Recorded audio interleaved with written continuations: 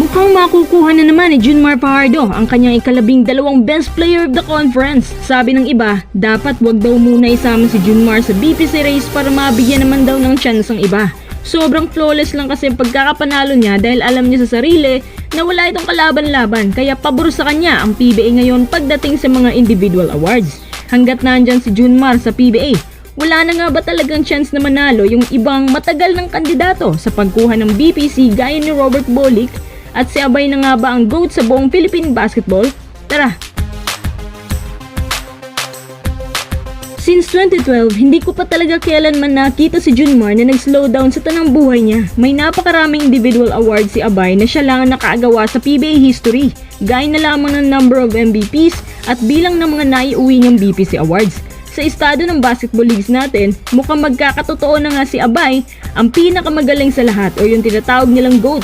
Kahit sinong big man pa ang itapat sa kanya, kahit pa yung 7-footer na si Greg, madali niyang itulak sa power play. Kahit pa nga siguro, yung middle-aged 25 years old na si Greg, hindi pa rin magawa pigilan ang mamang to.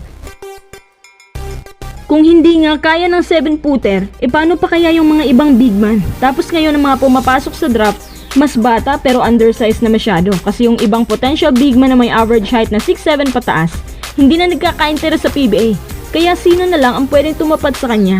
Hindi naman sa ayaw nating magka-award si Junmar kasi sabi ng ilang mga PBA fans, wag daw munang isama si Abay para magkaroon ng malaking chance yung iba sa kandidato sa BPC. Pero of course hindi naman pwede yon. Kasi kahit nga out ng San Miguel sa playoff contention, siya pa rin ang nakakuha nito. Sabihin na lang natin na pumasok si QMB sa PBA kahit malabo.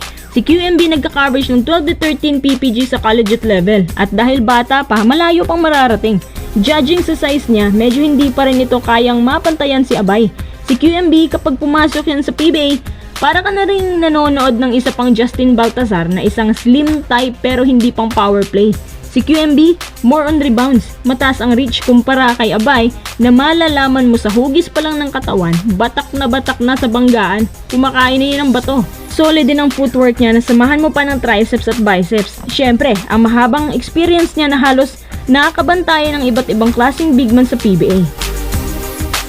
Kaya para sa akin, kahit hindi ako maka-SMB, simple lang rason kung bakit si Abay ang nananalo. Walang nakapantay sa kanyang lakas kasi kahit yung bulldozer na si Sistan, hirap makaporma sa ilalim tuwing nandyan siya. Ibahin natin konting usapan ha. Paano kung nagpang-abot si PBA legend Mon Fernandez at si Abay way back 80s or 90s? Makakahakot pa kaya si Abay ng napakaraming awards? Paano kung naabutan niya yung prime Hatfield, yung prime na Danny Sigel, prime na Eric Neng, prime na Asi Taulaba at prime na Daniel Deponso at marami pang iba? Syempre, ibang usapan yan.